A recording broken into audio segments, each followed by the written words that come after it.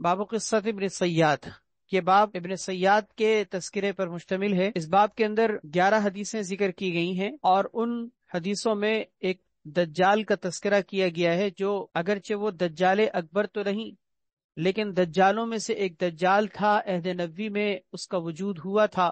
صحابہ کرام رضی اللہ تعالیٰ عنہم اجمعین اس کو دیکھ کر دجال سمجھا کرتے تھے، اور بعض صحابہ کرام تو اس کے اندر کچھ اس طرح کی چیزیں دیکھ کر قسم کھایا کرتے تھے کہ یہی دجال ہے، لیکن یہ حقیقت ہے کہ وہ دجال نہیں تھا، بلکہ دجالوں میں سے ایک دجال تھا۔ اسی لیے احادیث میں اس کی کچھ اس طرح کی شبہ میں ڈالنے والی چیزیں ذکر کی گئی ہیں، جن سے یہ بات گمان کے درجے میں پیدا ہو گئی تھی کہ شاید یہ دجال ہے۔ ابتدائی طور پر نبی کریم صلی اللہ علیہ وسلم کو چونکہ اس کے بارے میں وحی کے ذریعے سے مطلع نہیں کیا گیا تھا کہ وہ کیا ہے، دجال ہے یا نہیں، اسی لیے نبی کریم صلی اللہ علیہ وسلم بھی اس کے بارے میں فکر مند ہوتے تھے، اور آپ اس کی جستجو میں لگے ہوتے تھے، اور چھپ چھپ کر آپ نے بعض موقع پر اس کی باتیں بھی سنی ہیں تاکہ اس کا دجال ہونا یا نہ ہونا واضح ہو، اور اگر وہ دجال ہے تو آپ صلی اللہ علیہ وسلم کو پتہ چلے۔ لیکن بعد میں چونکہ وحی کے ذریعے سے آپ صلی اللہ علیہ وسلم کو بتا دیا گیا، تو پھر آپ نے اس درجے کی جستجو اور تلاش وغیرہ کو چھوڑ دیا تھا۔ اس باب کے اندر وہ حدیثیں آگے آ رہی ہیں، ہم ان حدیثوں کو پڑھنے سے پہلے ابتدائی طور پر ابن سیاد سے متعلق 7 باتوں کو ذکر کر رہے ہیں۔ ان 7 باتوں کے اندر آپ کو ابن سیاد سے متعلق ایک اجمالی خاکہ احادیث کا مل جائے گا انشاءاللہ، اس کو سمجھیے، اور اس کے بعد پھر انشاءاللہ ہم باب کی حدیثوں کو بالترتیب دیکھیں گے۔ سب سے پہلی چیز تو یہ کہ ابن سیاد کا نام کیا ہے۔ احادیث میں اس کے 2 نام ملتے ہیں، ایک عبداللہ اور دوسرا صافی، یہ دونوں اسی باب کے اندر حدیثوں میں اس کے نام آ رہے ہیں، لیکن اپنے نام کے بجائے یہ ابن سیاد کے لفظ سے زیادہ مشہور ہے، اور عموماً احادیث میں بھی اسی نام سے اس کو ذکر کیا گیا ہے۔ دوسری بات یہ کہ ابن سیاد کون تھا، تو اس بارے میں سمجھیے کہ مدینہ منورہ کہ یہ یہودیوں میں سے ایک یہودی تھا۔ اس کے اندر کہانت یا جادو جیسی چیزیں پائی جاتی تھیں۔ بڑے ہو کر وہ ظاہری طور پر مسلمان بھی ہوا تھا، حج اور جہاد میں بھی شرکت کی تھی، لیکن اس کے ساتھ ساتھ اس کے اندر کچھ اس طرح کی چیزیں پائی جاتی تھیں جس سے یہ معلوم ہوتا تھا کہ شاید یہ وہی دجال ہے۔ اسی لیے حضرات صحابہ کرام رضی اللہ تعالیٰ عنہ مجمعین کو اس کے دجال ہونے کا شک ہوا تھا۔ خود نبی کریم صلی اللہ علیہ وسلم کے بارے میں بھی آتا ہے کہ چونکہ آپ کو اس کے بارے میں وحی کے ذریعے سے مطلع نہیں کیا گیا تھا، تو آپ صلی اللہ علیہ وسلم نے اس سے کئی دفعہ مل کر اسے جانچنے کے لیے سوالات بھی کیے، اور بعض مواقع پر آپ نے درختوں وغیرہ کی آڑ میں چھپتے ہوئے جا کر اس کی باتیں بھی سننے کی آپ نے کوشش کی تاکہ اس کے بارے میں حقیقت واضح ہو۔ تیسری بات یہ کہ ابن سیاد کے دجال ہونے کے بارے میں شبہ میں ڈالنے والی چیزیں کیا ہیں، یعنی وہ کون سے ایسے امور ہیں کہ جس کی وجہ سے یہ شبہ پیدا ہوا کہ ابن سیاد دجال اکبر ہے یا نہیں۔ تو اس طرح کی شبہ میں ڈالنے والی کئی چیزیں پائی جاتی ہیں کہ جن کی وجہ سے صحابہ کرام کو یہ اندیشہ ہوا تھا کہ یہ وہی دجال ہے۔ مثلا سب سے پہلی بات تو یہ کہ ابن سیاد دجال کی طرح سے کانا تھا، اور بالکل دجال کی طرح سے حدیث میں اس کی وضاحت ذکر کی گئی ہے کہ ابن سیاد کی بھی ایک آنکھ بالکل سپاٹ بالکل پلین تھی، اور دوسری جو ہے وہ نکلی اور ابھری ہوئی تھی۔ تو ایک تو یہ شبہ میں ڈالنے والی چیز، دوسرا یہ کہ اس کے اندر کہانت جیسی چیز پائی جاتی تھی، کہانت جیسے امور پائے جاتے تھے، مثلا غیب کی باتیں بتانے کی کوشش میں لگنا، اور کچھ باتوں تک اس کی رسائی بھی ہو جانا، جیسے کہ عام طور پر کاہن اور کہانت کے پیشے کو اختیار کرنے والے یہ کام کر رہے ہوتے ہیں۔ مثلا حدیث میں ذکر کیا گیا ہے کہ وہ کہتا تھا کہ یاتینی صادق و کاذب، میرے پاس سچا بھی آتا ہے اور جھوٹا بھی آتا ہے۔ ایک اور روایت میں اس کے الفاظ ذکر کیے گئے ہیں کہ ایک موقع پر کہنے لگا کہ میں 2 جھوٹوں اور 1 سچے کو دیکھتا ہوں، یا 1 سچے اور 2 جھوٹے کو دیکھتا ہوں۔ اس کی اسی طرح کی چیزوں کو دیکھ کر ایک موقع پر نبی کریم صلی اللہ علیہ وسلم نے اس سے پوچھا تھا کہ تم کیا دیکھتے ہو؟ کہنے لگا میں پانی پر عرش کو دیکھتا ہوں، تخت کو لگے ہوئے دیکھتا ہوں پانی کے اوپر۔ آپ صلی اللہ علیہ وسلم نے فرمایا کہ تم در حقیقت سمندر میں ابلیس کا عرش اور تخت دیکھتے ہو۔ اسی طرح ایک حدیث میں ترمذی شریف کی روایت ہے کہ آپ صلی اللہ علیہ وسلم نے اس سے اپنے دل میں سورۃ الدخان کی ایک آیت سوچی اور اس سے سوال کیا کہ بتاؤ کہ میں نے کیا سوچا ہے۔ آپ نے اپنے دل میں ایک آیت یہ سوچی تھی سورۃ دخان کی، فارتقب یوم تأتی السماء بدخان مبین۔ تو ابن سیاد سے جب پوچھا گیا تو اس نے کہا کہ ہوا دخ ہو، کہ آپ نے جو ہے وہ دخ سوچا ہے۔ نبی کریم صلی اللہ علیہ وسلم نے فرمایا کہ اخسأ فلن تعدو قدرک، کہ تو ذلیل ہو جا تو اپنی قدر و منزلت سے آگے نہیں بڑھ سکتا، جتنی تجھے طاقت دی گئی ہے اس سے تو آگے رسائی حاصل نہیں کر سکتا۔ اس سے بھی معلوم ہوا کہ وہ دخان پورا تو نہیں بتا سکا اور نہ ہی وہ پوری آیت تک پہنچ سکا، لیکن دکھ کسی درجے میں وہ اس تک پہنچ گیا۔ تو اس طرح کی کچھ کہانت والی چیزیں ایسی تھیں کہ جس سے یہ شک پیدا ہوا تھا۔ تیسری چیز یہ کہ وہ نبوت کا دعویٰ بھی ابتدائی طور پر نابالغی کی حالت میں اس نے آپ صلی اللہ علیہ وسلم کے سامنے نبوت کا دعویٰ بھی کیا تھا۔ حدیث میں آتا ہے، صحیح مسلم کی روایت ہے کہ آپ صلی اللہ علیہ وسلم نے ایک دفعہ اس سے یہ پوچھا کہ کیا بتاؤ تم میرے رسول ہونے کی گواہی دیتے ہو؟ تو بجائے اس کے کہ وہ ہاں یا نہ کہتا، کہنے لگا کہ کیا آپ میرے رسول ہونے کی گواہی دیتے؟ اللہ! آپ صلی اللہ علیہ وسلم نے فرمایا آمنت باللہ و برسولہ، میں اللہ پر اور اس کے رسولوں پر ایمان لایا۔ تو یہ عجیب سی چیز کہ نبوت کا بھی اس نے دعویٰ کیا، اور دجال کے بارے میں بھی حدیث میں یہ ملتا ہے کہ وہ ابتدائی طور پر نبوت کا دعویٰ کرے گا اور پھر مزید آگے بڑھ کر خدائی کا دعوے دار بن جائے گا۔ چوتھی چیز اس شبے میں ڈالنے والی چیز یہ تھی کہ ابن سیاد دجال کے بارے میں کچھ معلومات رکھتا تھا کہ دجال کہاں ہیں اور اس وقت کہاں پر وہ موجود ہے، دجال کے ماں باپ کون ہیں، ان چیزوں کے بارے میں وہ کچھ آگاہی اور خبر رکھتا تھا۔ جیسے کہ حدیث میں آتا ہے کہ حضرت ابو سعید خدری رضی اللہ تعالیٰ عنہ سے ایک دفعہ وہ کہنے لگا کہ اما واللہ انی لعارفہ وعارف مولدہ وأینہ الآن، کہ اللہ کی قسم میں تو دجال کو جانتا ہوں اور اس کے پیدا ہونے کی جگہ کو بھی جانتا ہوں، اور یہ بھی جانتا ہوں کہ وہ اس وقت کہاں ہے۔ صحیح مسلم کی روایت میں اس نے حضرت ابو سعید خدری رضی اللہ تعالیٰ عنہ سے یہ بھی کہا کہ اعرف آباہ و امہ، کہ میں دجال کے ماں باپ کو بھی جانتا ہوں۔ تو ظاہر ہے کہ یہ ایسی چیز ہے کہ جو اس کے دجال ہونے کے بارے میں شبہ پیدا کرنے والی چیز تھی۔ پانچویں چیز یہ ذکر کی گئی ہے شبہ میں ڈالنے والی کہ ابن سیاد دجال بننے کو پسند کرتا تھا۔ جیسے کہ حدیث میں آتا ہے کہ کسی نے ابن سیاد سے پوچھا کہ کیا تمہیں یہ پسند ہے کہ دجال بن جاؤ تم؟ کہنے لگا کہ اگر یہ دجال ہونا مجھ پر پیش کیا گیا تو میں انکار نہیں کروں گا، میں ناپسند نہیں کروں گا۔ چھٹی چیز ابن سیاد کے بارے میں جو شبہ میں ڈالنے والی ہے وہ یہ کہ ابن سیاد کے اندر دجال جیسی صفات پائی جاتی، ابن سیاد کے اندر دجال جیسی صفات پائی جاتی ہیں کہ دجال کے بارے میں جو آپ نے بتایا تھا وہ چیزیں کچھ ابن سیاد کے اندر بھی ملتی۔ مثال کے طور پر ایک حدیث میں آتا ہے کہ حضرت ابوبکر رضی اللہ تعالیٰ عنہ فرماتے ہیں کہ نبی کریم صلی اللہ علیہ وسلم نے دجال کے بارے میں ہمیں 3 باتیں ارشاد فرمائی۔ پہلی بات یہ کہ دجال کے ماں باپ کے ہاں 30 سال تک اولاد نہیں ہو، وہ لوگ انتظار میں رہیں۔ اور دوسری بات آپ نے یہ بیان فرمائی کہ 30 سال کے بعد ان کے ہاں ایسا بچہ ہوگا جو کانا ہوگا، دانت اس کے بڑے ہوں گے، بہت کم نفع پہنچانے والا ہوگا، اور سوتے ہوئے اس کی آنکھ تو سوئے گی لیکن دل نہیں سوئے گا۔ تیسری بات آپ نے دجال کے ماں باپ کی کچھ حیت بیان کی تھی کہ دجال کا جو باپ ہوگا وہ ایک لمبے قد کا اور ہلکے گوشت کا ہوگا، ناک اس کی ایسی ہوگی جیسے پرندے کی چونچ، یعنی لمبی، اور اس کی ماں کا آپ نے نقشہ یہ ذکر کیا کہ وہ بڑے پستان والی اور ہاتھوں کے اعتبار سے لمبے ہاتھ والی۔ یہ 3 باتیں آپ صلی اللہ علیہ وسلم نے دجال کے بارے میں بتائی تھی۔ تو حضرت ابوبکر رضی اللہ عنہ فرماتے ہیں کہ ہمیں مدینہ منورہ کے اندر کسی یہودی کے گھر میں اسی طرح کے بچے کے پیدا ہونے کا پتہ چلا، تو ہم دیکھنے کے لیے گئے۔ فرماتے ہیں کہ میں اور حضرت زبیر ابن عوام رضی اللہ تعالیٰ عنہ دونوں گئے۔ جب ہم اس کے ماں باپ سے ملے اور ہم نے اس بچے کو بھی دیکھا تو ہمیں وہ 3 باتیں یہاں پر پوری ہوتی ہوئی نظر آئیں۔ ایک تو یہ کہ وہی 30 سال تک ان کے ہاں اولاد نہیں ہوئی تھی، 30 سال کے بعد جو بچہ ہوا تھا اس کے اندر وہی ساری صفات تھیں، کانا تھا اور بقیہ چیزیں بھی تھیں۔ اور تیسرا یہ کہ وہ دجال کے ماں باپ کا جو نقشہ اور حیت آپ نے ذکر کی تھی وہ بھی پورا ہوتا ہوا نظر آیا۔ تو یہ ایسی چیز ہے ظاہر ہے کہ جس کی وجہ سے صحابہ کرام کو یہ شک ہو گیا تھا کہ یہ کہیں دجال نہ ہو۔ نبی کریم صلی اللہ علیہ وسلم نے بھی ابتداً دجال کی کچھ اس طرح کی عجیب غریب قسم کی باتوں کو سنا اور دیکھا تو آپ نے فرمایا تھا کہ لبس علیہ، اس کے اوپر معاملہ خلط ملط ہو گیا، ملتبس ہو گیا، دعوہ، اس کو چھوڑ دو، اپنے حال پہ چھوڑ۔ تو ابتدائی طور پر جب تک آپ صلی اللہ علیہ وسلم کو اس بارے میں وحی کے ذریعے سے نہیں بتایا گیا تھا، آپ صلی اللہ علیہ وسلم بھی اس کے بارے میں فکر مند ہو رہے تھے۔ جی 3 باتیں ہو گئیں۔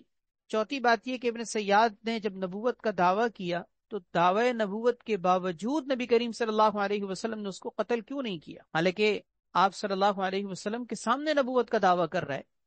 اور پھر آگے حدیث میں بھی موجود ہے کہ حضرت عمر رضی اللہ تعالیٰ عنہ نے تو باقاعدہ پوچھا تھا کہ یا رسول اللہ مجھے اجازت دیجیے کہ میں تلوار سے اس کا سر قلم کر دوں. آپ نے منع فرمایا. آپ نے فرمایا کہ اگر یہ واقعی وہی دجال ہے تو تم اس کو نہیں مار سکتے. اس کے مارنے کے لیے حضرت عیسیٰ علیہ الصلوۃ والسلام اللہ کی طرف سے مقرر ہیں، اور اگر یہ دجال وہ نہیں ہے تو اس کے مارنے میں پھر تمہارے لیے کوئی خیر کی چیز نہیں ہے. تو سوال یہ پیدا ہوتا ہے کہ اس نے نبوت کا دعویٰ کیا اور پھر بھی آپ نے اس کو نہیں قتل کیا.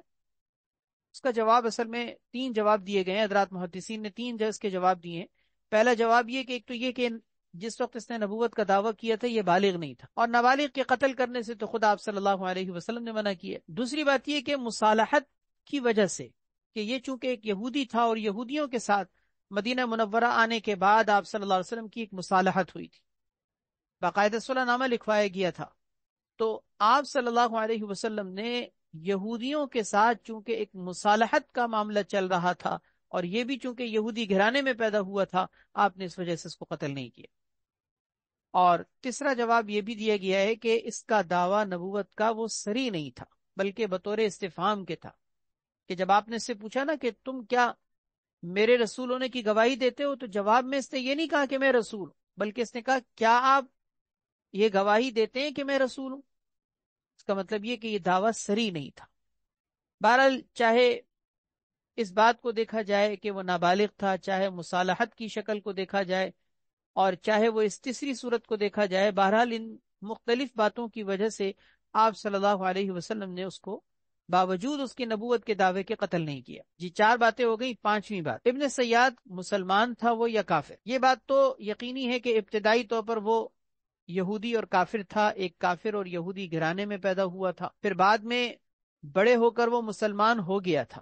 یہ بات بھی واضح طور پر حدیث میں موجود ہے کہ مسلمان بھی ہو گیا تھا، اس کا اسلام بھی صحابہ کرام کے سامنے ظاہر ہوا تھا. لیکن اس کے باوجود مسلمان ہونے کی حالت میں بھی اس کی جانب سے کچھ اس طرح کی چیزیں پائی جاتی تھیں کہ جس سے اس کے مسلمان یا کافر ہونے کے بارے میں آخر میں معاملہ التباس کا شکار رہا. یعنی یہ بات عجیب سی مشتبہ رہی کہ وہ مسلمان حقیقت میں مسلمان ہوا ہے یا برائے نام مسلمان. یہ بات آخر تک ملتبس رہی تھی، مشتبہ رہی تھی. جیسا کہ صحیح مسلم کی روایت ہے کہ کسی نے ابن سیاد سے پوچھا کہ کیا تمہیں دجال ہونا پسند ہے؟ تو جواب میں کہنے لگا کہ اگر یہ دجال ہونا مجھ پر پیش کیا جائے تو میں ناپسند نہیں کروں گا. حضرات محدثین فرماتے ہیں کہ یہ اس کے کفر کی دلیل ہے کہ دجال ہونے کو پسند کر رہا ہے.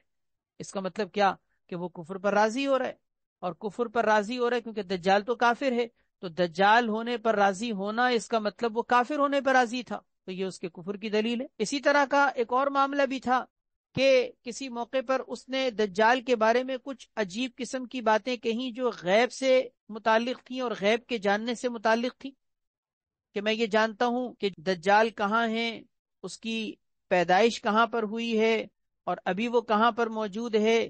اس طرح کی کچھ غیب کی باتیں جاننے کے اس نے دعوے کیے ہیں. حضرات محدثین فرماتے ہیں کہ اس کا یہ دعویٰ کرنا اور غیب کی باتوں کے جاننے کا دعویٰ کرنا یہ بھی ایک کفر ہے. تو معلوم یہ ہوا کہ گویا کہ وہ مسلمان ہونے کے باوجود اس کا اسلام اور کفر جو ہے وہ التباس کا شکار تھا.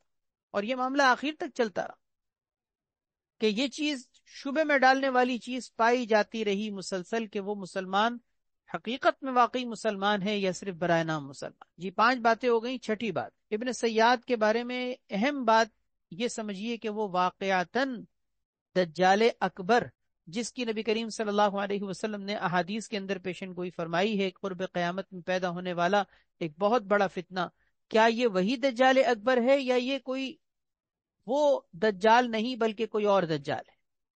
اس بارے میں 2 طرح کے قول ملتے ہیں. پہلا قول یہ ہے کہ ابن سیاد حقیقت میں دجال تھا. یہ ایسا قول ہے کہ جس کے بعد صحابہ کرام باقاعدہ قائلین تھے اور وہ اس کو حلف کے طور پر، قسم کے طور پر پیش کرتے، جیسے کہ حضرت عمر رضی اللہ تعالیٰ عنہ کے بارے میں آتا ہے کہ انہوں نے آپ صلی اللہ علیہ وسلم کے سامنے اس بات پر قسم کھائی ہے کہ ابن سیاد دجال ہے. حضرت جابر رضی اللہ تعالیٰ عنہ کے بارے میں بھی یہی آتا ہے. حضرت عبداللہ ابن عمر رضی اللہ تعالیٰ عنہ کے بارے میں بھی یہ آتا ہے کہ وہ فرمایا کرتے تھے قسم کھا کر کے یہ دجال ہے. تو اس طرح کی کچھ چیزوں کو دیکھ کر جو میں نے بھی شبے میں ڈالنے والی چیزیں ذکر کی ہیں، صحابہ کرام میں بعض صحابہ کرام کو تو اس بات کا یقین تھا کہ یہ وہی دجال اکبر ہے، اگرچہ اس کا خروج فتنہ بن کر خروج عہد نبوی میں نہیں ہوا تھا، لیکن ان کا یہ کہنا تھا کہ آئندہ جا کر یہی جو ہے وہ ذات ایسی ہے کہ جو آگے دجال بن کر دنیا کے اندر فتنہ بن کر رونما ہو. یہ پہلا قول ہے. ان کے بھی اپنے دلائل تھے. یہ شبہ میں ڈالنے والی چیزیں جتنی ذکر کی گئی ہیں یہ سب ان کے دلائل ہیں. دوسرا قول کہ ابن سیاد جو ہے حقیقت میں دجال نہیں بلکہ یہ کچھ اور ہے. وہ کیا ہے؟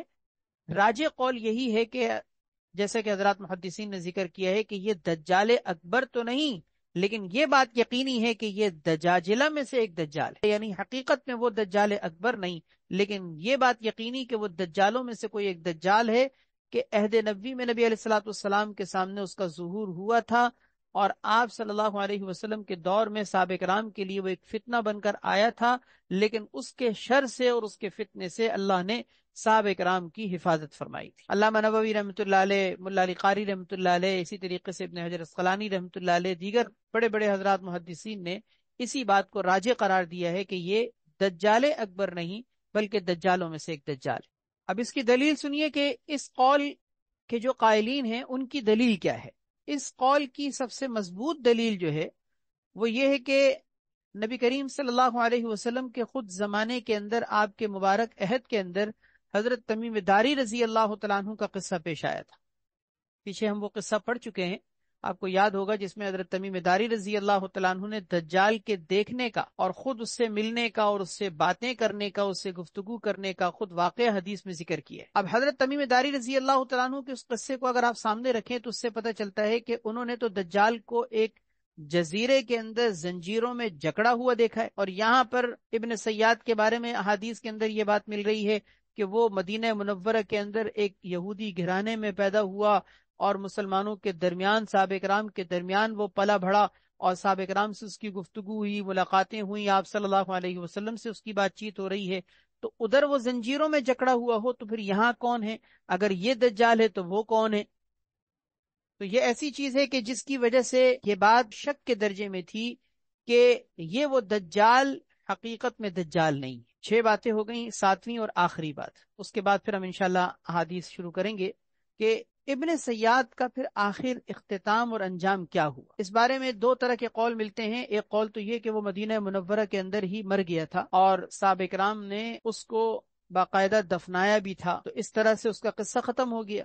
لیکن یہ قول حضرات محدثین نے ذکر تو کیا ہے، لیکن اس کی کوئی نص کے اعتبار سے روایات کے اندر کوئی دلیل نہیں، اسی لیے یہ قول راجح نہیں ہے. راجح قول دوسرا ہے، وہ یہ کہ یہ یوم الحرہ، یعنی وہ دن کہ جس دن یزید نے مدینہ منورہ کے اندر حملہ کر کے بدترین ظلم اور فساد مچایا تھا، اس دن کو یوم الحرہ کہا جاتا ہے. اس دن ابن سیاد اچانک سے گم ہو گیا، کچھ نہیں پتا چلا کہ وہ کہاں گیا. یہ دوسرا قول ہے کہ ابن سیاد کا اختتام اس طرح سے ہوا کہ وہ پس پردہ چلا گیا، کچھ نہیں پتا چلا کہ یوم الحرہ کے بعد وہ کہاں گیا. یہ ایسا قول ہے کہ جس کی حدیث میں دلیل موجود، ابو داؤد شریف کے اندر روایت کے اندر یہ بات موجود ہے کہ حرہ کے دن ہم نے ابن سیاد کو گم کر دیا، کہ پھر ہمیں نہیں پتا چلا کہ وہ کہاں گیا. یہ ابن سیاد کے بارے میں 7 باتیں میں نے ابتدائی طور پر آپ کے سامنے ذکر کی ہیں، جو ایک اجمالی خاکہ ہے آگے آنے والی حدیثوں کا. اب بالترتیب ہم ان حدیثوں کو ذکر کرتے ہیں جو اس باب کے اندر ذکر کی گئی. اس کی تفصیل ملاحظہ فرمائیے. بابو قصۃ ابن سیاد، ابن سیاد کے قصے کے بیان میں. الفصل الاول، عن عبداللہ ابن عمر رضی اللہ تعالی عنہما ان عمر بن الخطاب رضی اللہ تعالی عنہ انطلق مع رسول اللہ صلی اللہ علیہ وسلم فی رہط من اصحابہ. حضرت سیدنا عبداللہ ابن عمر رضی اللہ تعالیٰ عنہ سے مروی ہے، وہ فرماتے ہیں کہ سیدنا عمر ابن خطاب رضی اللہ تعالیٰ عنہ حضور اکرم صلی اللہ علیہ وسلم کے ساتھ چلے. فی رہط من اصحابہ، آپ صلی اللہ علیہ وسلم کے صحابہ کی ایک جماعت کے ساتھ، یعنی اس کا مطلب حضور صلی اللہ علیہ وسلم اور آپ کے ساتھ آپ کے پیارے جانثار صحابہ کرام رضی اللہ تعالیٰ عنہ یہ سب چلے. قبل ابن سیاد، ابن سیاد کی طرف، یعنی ابن سیاد کے گھر کی طرف. حتی وجدوہ یلعب مع الصبیان، یہاں تک کہ آپ صلی اللہ علیہ وسلم اور صحابہ کرام نے ابن سیاد کو پایا اس حالت میں کہ وہ یلعب مع الصبیان، بچوں کے ساتھ کھیل رہا تھا. خود بھی بچہ تھا، اس وقت تک بالغ بھی نہیں ہوا تھا، بچوں کے ساتھ کھیل رہا تھا. فی اتم بنی مغالہ، بنو مغالہ کے ٹیلوں میں سے کسی ٹیلے میں. اتم بلند عمارت کو بلند جگہ کو بھی کہا جاتا ہے، کسی مضبوط قلعے کو بھی کہا جاتا ہے، ٹیلے کو بھی کہتے ہیں۔ اور بنو مغالہ یہ قبیلے کا نام ہے۔ بنو مغالہ کے ٹیلوں میں اور ان کے گھروں میں سے کسی گھر میں آپ صلی اللہ علیہ وسلم نے دیکھا کہ وہ بچوں کے ساتھ کھیل رہا تھا۔ وقد قارب ابن صیاد یومئذ الحلم، اور اس وقت صورتحال یہ تھی کہ ابن سیاد قریب قریب بالغ ہونے کے تھا، یعنی بالغ تو نہیں تھا لیکن بالغ ہونے کے قریب قریب تھا۔ حلم عقل کو بھی کہتے ہیں، بلوغت کو بھی کہتے ہیں۔ تو ابن سیاد اس وقت اس کی حالت عمر کے اعتبار سے یہ تھی کہ وہ بلوغت کے قریب تھا، جس کو مراہق کہا جاتا ہے۔ فلم یشعر، اسے پتہ نہ چل سکا کہ نبی کریم صلی اللہ علیہ وسلم آئے ہیں، یہاں تک کہ حتی ضرب رسول اللہ صلی اللہ علیہ وسلم ظہرہ بیدہ، کہ آپ صلی اللہ علیہ وسلم آئے اور آ کر آپ نے اس کی کمر پر اپنا ہاتھ مبارک مارا۔ ثم قال، پھر آپ نے فرمایا کہ اتشہد انی رسول اللہ، کہ کیا تم گواہی دیتے ہو کہ میں اللہ کا رسول ہوں؟ فنظر الیہ، تو ابن سیاد نے آپ صلی اللہ علیہ وسلم کو دیکھا اور اس نے کہا اشہد انک رسول الامیین، کہ میں اس بات کی گواہی دیتا ہوں کہ آپ امیین کے رسول ہیں، یعنی عربوں کے رسول ہیں۔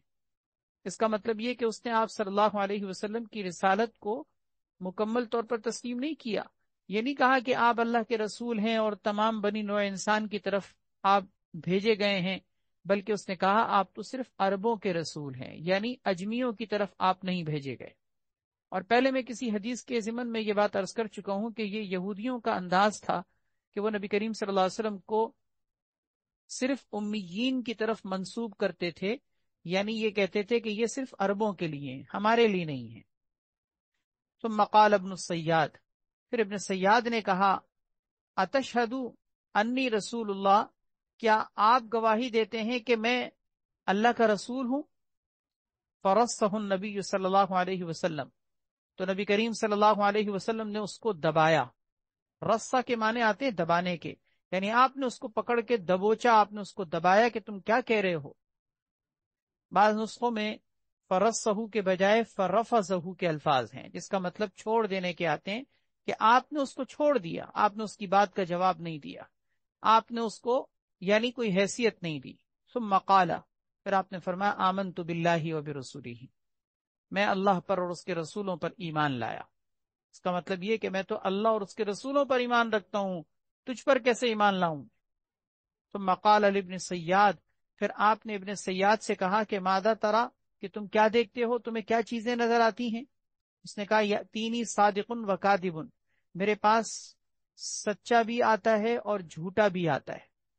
میرے پاس کوئی صادق یعنی سچا آتا ہے، اور کاذب میرے پاس کوئی جھوٹا بھی آتا ہے۔ نبی کریم صلی اللہ علیہ وسلم نے فرمایا خلط علیک الامر، تمہارے اوپر معاملے کو مکس کر دیا گیا ہے۔ خلطہ کے معنی آتے ہیں خلط ملط کر دینا، مکس کر دینا، چیزوں کو ایسے آپس میں ملا دینا کہ دونوں چیزیں ایک دوسرے سے الگ نہ ہو سکیں، اس کو خلطہ سے تعبیر کیا جاتا ہے۔ اس کا مطلب یہ کہ تجھے خود ہی نہیں پتا کہ تجھے کس کیفیت کا سامنا ہے، کہ تو کبھی یہ کہتا ہے کہ میرے پاس سچا آتا ہے، کبھی کہتا ہے کہ میرے پاس کاذب یعنی جھوٹا آتا ہے۔ خلط علیک الامر، تیرے اوپر خود ہی معاملے کو مکس کر دیا گیا ہے کہ خلط ملط ہو چکا ہے تیرے سامنے۔ پھر نبی کریم صلی اللہ علیہ وسلم نے ارشاد فرمایا کہ انی خبأت لک خبیئا، کہ بتاؤ میں نے تمہارے لیے کوئی بات اپنے دل میں چھپائی ہے۔ خبأت کا معنی چھپانا، پوشیدہ کرنا۔ میں نے تمہارے لیے اپنے دل میں کوئی بات پوشیدہ یعنی چھپائی ہے، بتاؤ میں نے کیا سوچا ہے۔ وخبأ لہ، اور آپ نے اس کے لیے اپنے دل میں یہ سوچا تھا یوم تأتی السماء بدخان مبین، یعنی قرآن کریم کی سورۃ الدخان کی یہ آیت نمبر 10 آپ نے سوچی تھی۔ فقال، تو اس نے کہا کہ ہوا الدخ، کہ وہ دخ ہے، یعنی وہ پوری آیت تو نہ بتا سکا لیکن کم سے کم اس کا ایک ملتا جلتا قریب قریب کا لفظ یعنی دخ اس نے بتایا۔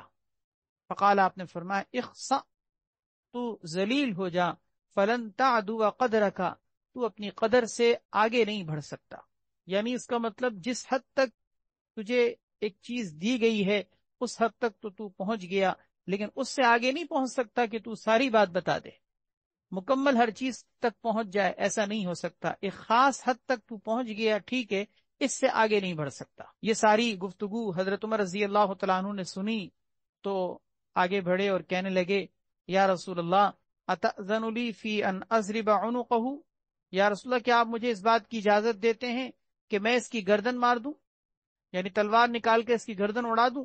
تو نبی کریم صلی اللہ علیہ وسلم نے فرمایا، ان یکن ہوا لا تسلط علیہ، ان یکن ہوا لا تسلط علیہ، اگر یہ وہی شخص ہے، اگر یہ ابن سیاد وہی دجال ہے تو لا تسلط علیہ، تم اس کے اوپر مسلط نہیں کیے گئے، یعنی اس کا مطلب تمہارا کرنے کا پھر یہ کام نہیں ہے کہ تم اپنے ہاتھ سے اس کو قتل کر سکو، کیونکہ اس کے قتل کرنے، دجال کے قتل کرنے کا کام تو حضرت عیسیٰ علیہ الصلوۃ والسلام کے ہاتھوں پیش آنا ہے، جیسے کہ احادیث میں ہم پیچھے پڑھ بھی چکے ہیں کہ دجال کے قتل کا اللہ تبارک و تعالی نے تعین کر رکھا ہے کہ وہ عیسیٰ علیہ الصلوۃ والسلام کے ہاتھوں مارا جائے۔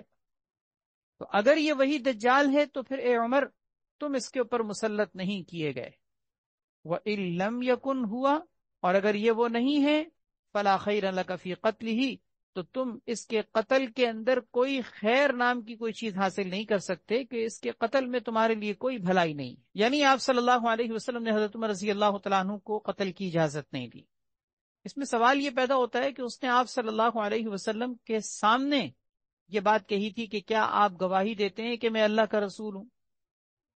ابھی یہ پیچھے حدیث میں گزرا نا کہ کیا آپ گواہی دیتے ہیں کہ میں اللہ کا رسول ہوں، اس کا مطلب تو یہ کہ اس نے آپ صلی اللہ علیہ وسلم کے سامنے نبوت کا دعویٰ کیا، تو پھر آپ نے اس کو قتل کیوں نہیں کیا؟ اس کا ایک جواب تو یہ ہے کہ یہ یہودی تھا، اور یہودی جو اہل کتاب ذمیوں میں سے تھے، اس کے قتل کرنے کا آپ صلی اللہ علیہ وسلم کو حکم نہیں دیا گیا تھا۔ دوسرا جو اس کا راجح جواب ہے وہ یہ کہ یہ بچہ تھا، اور بچہ ہونے کی وجہ سے اس کو قتل کرنے سے آپ صلی اللہ علیہ وسلم نے کوئی تعرض نہیں کیا، اس لیے کہ بچوں کے قتل کرنے کا تو جہاد کے اندر بھی آپ صلی اللہ علیہ وسلم نے حکم نہیں دیا اور منع کیا ہے، تو اس لیے بچہ ہونے کی وجہ سے آپ صلی اللہ علیہ وسلم نے اس کو فی الحال چھوڑ دیا۔ ایک تیسرا جواب یہ بھی دیا گیا ہے کہ اصل میں اس نے دعوی نبوت صراحتاً نہیں کیا تھا، استفہاماً کیا تھا۔ اس نے یہ نہیں کہا تھا کہ میں اللہ کا نبی ہوں، بلکہ یہ کہا تھا کہ کیا آپ گواہی دیتے ہیں کہ میں اللہ کا نبی ہوں؟ اس کا مطلب اس نے نبوت کا دعویٰ نہیں کیا، بلکہ نبوت کا دعویٰ ایک استفہام اور سوال کے انداز میں کیا۔ بہرحال اس مختلف وجوہات کی بنیاد پر آپ صلی اللہ علیہ وسلم نے اس موقع پر اس کو کوئی قتل نہ خود کیا، اور نہ ہی حضرت عمر رضی اللہ تعالیٰ عنہ کے اجازت طلب کرنے پر بھی آپ نے اس کو قتل کرنے کی اجازت نہیں دی۔ حضرت عبداللہ ابن عمر رضی اللہ تعالیٰ عنہ فرماتے ہیں کہ انطلقا بعد ذلك رسول اللہ صلی اللہ علیہ وسلم وابی بن کعب الانصاری، کہ اس کے بعد پھر یہ واقعہ ایک اور اس طرح کا پیش آیا کہ نبی کریم صلی اللہ علیہ وسلم اور آپ کے ساتھ حضرت ابی بن کعب رضی اللہ تعالیٰ عنہ، یہ دونوں کے دونوں تشریف لے گئے یؤمان النخل التی فیہا ابن سیاد، اس باغ کے اندر، کھجور کے اس باغ کے اندر کہ جس میں ابن سیاد موجود تھا۔ آپ صلی اللہ علیہ وسلم خود بھی گئے، اور آپ کے ساتھ حضرت ابی بن کعب انصاری رضی اللہ تعالیٰ عنہ بھی تشریف لے گئے، اور آپ اس موقع پر، یعنی جبکہ وہ کھجور کے باغ میں موجود تھا، آپ چھپتے چھپاتے گئے ذرا قریب سے جا کر میں اس کی بات سنوں۔ چنانچہ فاتفق رسول اللہ صلی اللہ علیہ وسلم یتقی بجذوع النخل، نبی کریم صلی اللہ علیہ وسلم اس باغ میں داخل ہوئے اس طرح سے کہ آپ یتقی بجذوع النخل، کھجور کے جو تنے ہیں، کھجور کے درخت کے جو تنے ہیں، ان کی اوٹ میں اور ان کی آڑ لے لے کر چھپ چھپ کر داخل ہوئے کہ وہ مجھے دیکھ نہ سکے۔ جیسے انسان اپنے آپ کو کسی کے سامنے چھپانا چاہتا ہو، اور وہ اس طرح سے درختوں کی جھنڈ میں درختوں کی اوٹ لیتے ہوئے اور آڑ لیتے ہوئے گزر رہا ہو کہ وہ مجھے دیکھ نہ سکے، اس طرح سے چھپتے چھپاتے آپ صلی اللہ علیہ وسلم اس باغ میں داخل ہوئے کہ ابن سیاد کے میں قریب پہنچ جاؤں اور وہ مجھے دیکھ نہ سکے، اور میں قریب سے کھڑے ہو کر اس کی بات سنوں کہ یہ کیا بیٹھے اکیلے اکیلے گفتگو کرتا رہتا ہے اور گنگناتا رہتا ہے، میں ذرا اس کی بات سنوں کہ یہ کیا ہے۔ اصل میں وجہ یہ تھی کہ آپ صلی اللہ علیہ وسلم کو یہ شک ہوا تھا کہ کہیں یہی وہ دجال نہ ہو۔ تو آپ یہ کام جو کر رہے تھے یہ تحقیق کے لیے کر رہے تھے. اس کو جاسوسی نہیں کہتے. جاسوسی تو کسی کی عیب اور کسی کے عیب کی ٹوہ میں لگنا، عیب جوئی میں لگنا ہوتا ہے.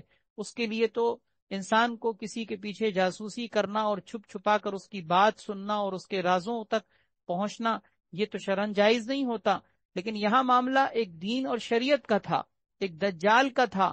آپ کو اس بات کا احتمال تھا کہ کہیں یہی وہ دجال نہ ہو، تو آپ اس کی تحقیق حال کے لیے آپ اس طرح سے چھپتے چھپاتے ہوئے اس تک پہنچ رہے تھے. یہاں میں ایک بات کلیئر کر دوں کہ دیکھیے، نبی کریم صلی اللہ علیہ وسلم کو اصل میں وحی کے ذریعے سے یہ نہیں بتایا گیا تھا کہ یہ دجال ہے یا دجال نہیں ہے.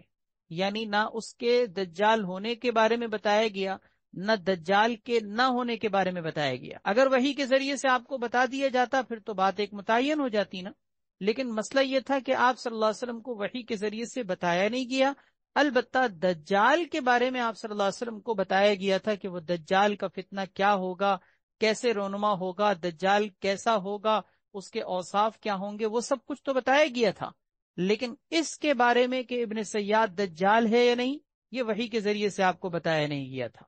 اور یہ آپ صلی اللہ علیہ وسلم اسی وجہ سے خود سے اس بات کی تحقیق کر رہے تھے کہ اگر یہ دجال ہے تو میں ذرا اس کی تحقیق کر کے معلوم تو کروں کہ یہ وہ دجال ہے کہ نہیں. تو بہرحال آپ درختوں کی اوٹ میں کھجور کے درختوں کے تنوں کی آڑ لے کر اس طرح بچتے بچاتے ہوئے آپ اس تک پہنچنے کے لیے آگے بڑھ رہے تھے. وَهُوَ يَخْتِلُ، آپ یہ حیلہ کر رہے تھے کہ ان يسمع من ابن صیاد شیئا، کہ آپ ابن سیاد سے کسی چیز کو سن لیں، قبل ان یراہ، ابن سیاد کے دیکھنے سے پہلے. یعنی قبل اس کے کہ ابن سیاد آپ کو دیکھ لے، اس سے پہلے پہلے میں اس تک پہنچ جاؤں اور اس کی بات کو سن لوں کہ وہ اکیلے بیٹھ کے کیا بولتا رہتا ہے. اس مقصد سے آپ آگے بڑھ رہے تھے. وابن سیاد مستجع علی فراشہ، ابن سیاد لیٹا ہوا تھا اپنے بستر پر، فی قطیفۃ لہو، اپنی ایک چادر اوڑھ کر، فیہا زمزمۃ، اور اس چادر کے اندر اندر وہ کوئی گنگنا رہا تھا. زمزمہ کے معنی آتے ہیں ایسی بات کرنا کہ جو سمجھ میں نہ آ رہی ہو، جیسے مکھیوں کی بنبناہٹ ہوتی ہے، اس طرح کی آواز کو زمزمہ کہتے ہیں، کہ جس کا مطلب سمجھ میں نہ آ رہا ہو کہ بندہ بول کیا رہا ہے. یہ تو پتہ ہے کہ کچھ نہ کچھ وہ بول رہا ہے، لیکن کیا بول رہا ہے یہ بات واضح نہ ہو، اس کو زمزمہ کہتے ہیں. تو وہ چادر اوڑھے لیٹا تھا اور چادر کے اندر اندر کچھ گنگنا رہا تھا. اس کی ایسی آواز نکل رہی تھی کہ جیسے وہ کچھ کہہ رہا ہے لیکن سمجھ میں نہیں آ رہا تھا. فرأت ام ابن سیاد النبی صلی اللہ علیہ وسلم، تو ابن سیاد کی ماں نے حضور صلی اللہ علیہ وسلم کو دیکھ لیا کہ آپ صلی اللہ علیہ وسلم جو ہیں حضرت ابی بن کعب رضی اللہ تعالیٰ عنہ کے ساتھ چھپتے چھپاتے ابن سیاد کی طرف آ رہے ہیں.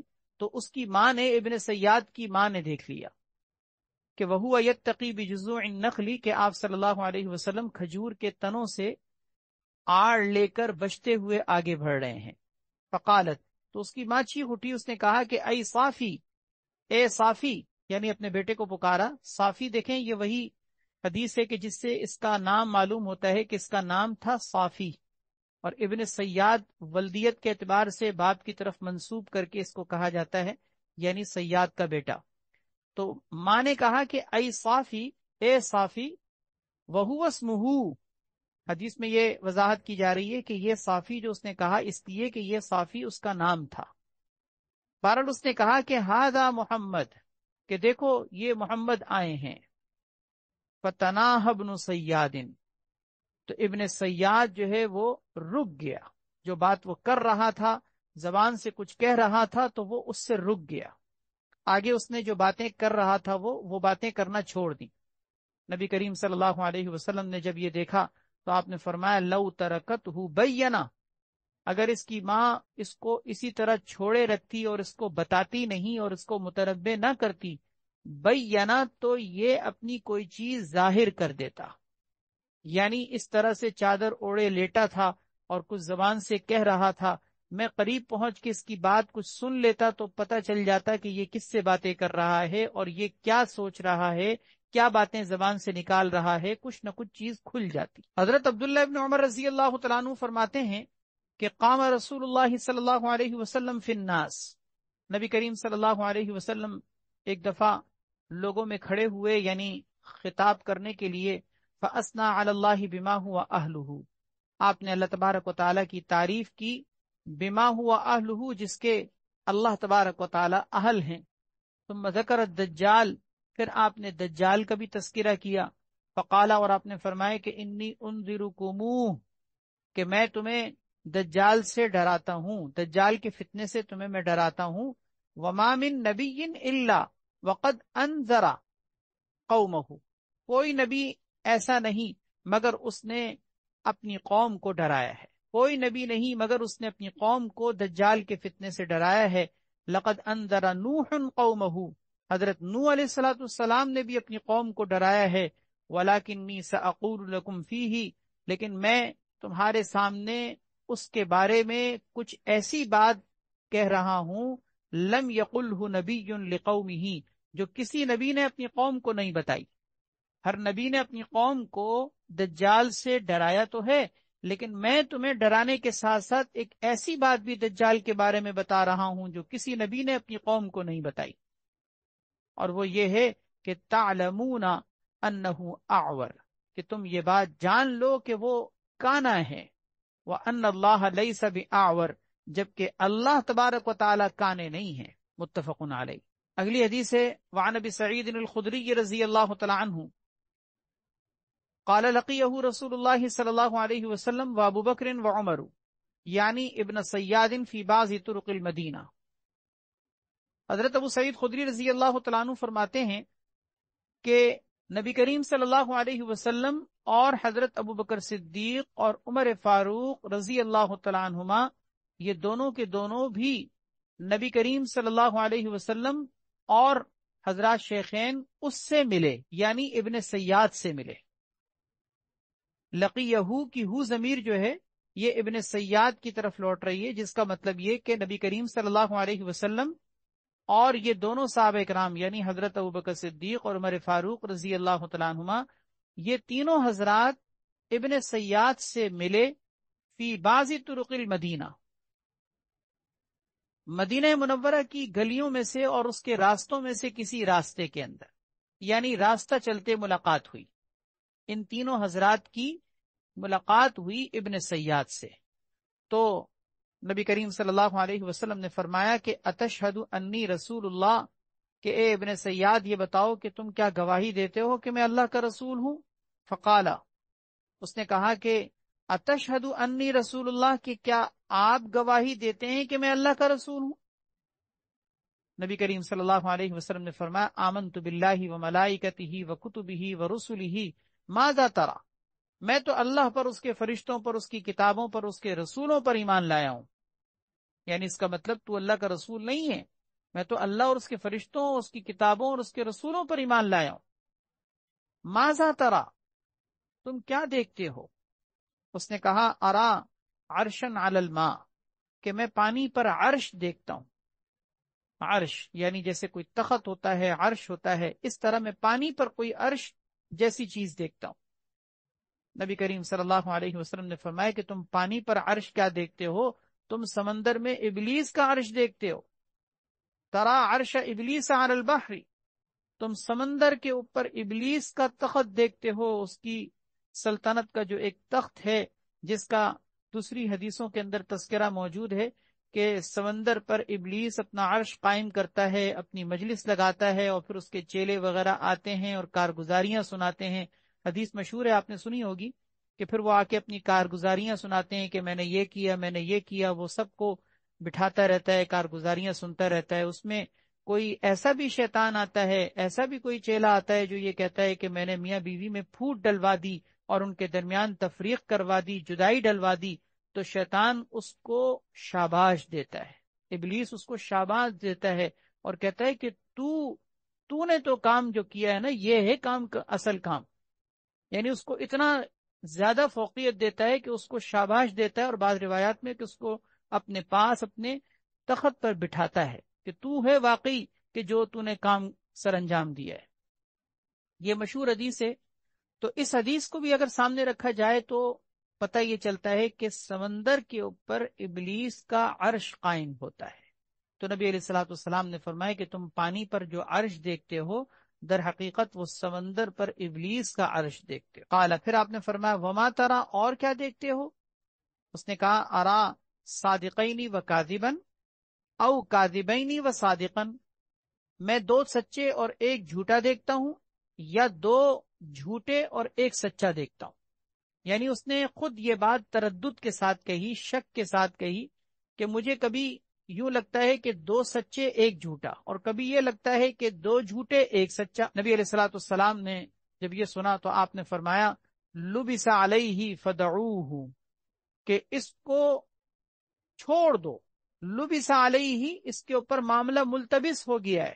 یہ وہی ہے جو پیچھے بھی لفظ گزرا تھا نا، خلت علیہ، اس کے اوپر معاملہ ملتبس ہو گیا ہے، مکس کر دیا گیا ہے، کہ اسے خود نہیں پتا کہ کبھی کہتا ہے کہ دو سچے ایک جھوٹا، کبھی کہتا ہے کہ ایک سچا دو جھوٹے.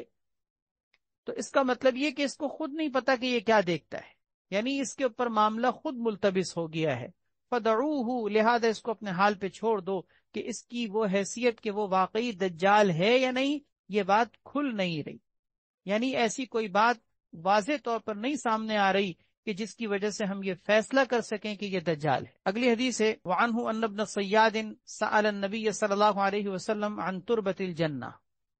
ابن سیاد نے ایک دفعہ نبی کریم صلی اللہ علیہ وسلم سے جنت کی مٹی کے بارے میں پوچھا کہ جنت کی مٹی کے بارے میں بتائیے کہ وہ کس طرح کی ہے. فقال، آپ نے فرمایا درمکتن بیضاء مسکن خالص. درمکتن، آپ نے فرمایا کہ وہ ایسی مٹی ہے کہ جو میدے کی طرح نرم ہے. بیضاء، سفید ہے. مسکن خالص، اور خالص مشک کی مٹی ہے.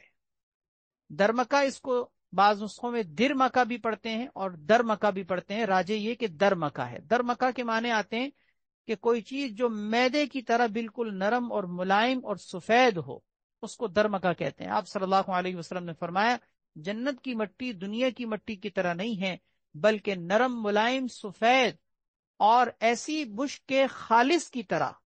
یعنی اس کا مطلب رنگت اس کی سفید ہے، اس کی کیفیت نرم ملائم ہے، اور اس کی خوشبو جو ہے مشک کی طرح ہے. تو اس میں گویا کہ آپ نے تین باتیں ذکر کی ہیں، ایک نرم اور ملائم ہونا، اور دوسرا سفید ہونا، اور تیسرا یہ کہ مشک کی خوشبو کا حامل ہونا، اور وہ مشک بھی کوئی عام نہیں بلکہ خالص مشک. وعن نافع قال لقی ابن عمر ابن صیاد.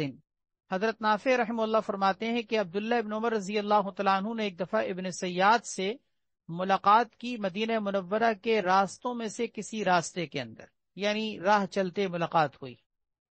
فقال له قولا، تو حضرت عبداللہ ابن عمر رضی اللہ تعالیٰ عنہ نے اس کے سامنے ایسی کوئی بات کہی اغضبہ، جس سے انہوں نے اس کو غصہ دلا دیا. یعنی جس کو سن کے ابن سیاد بھڑک اٹھا، غصے میں آ گیا.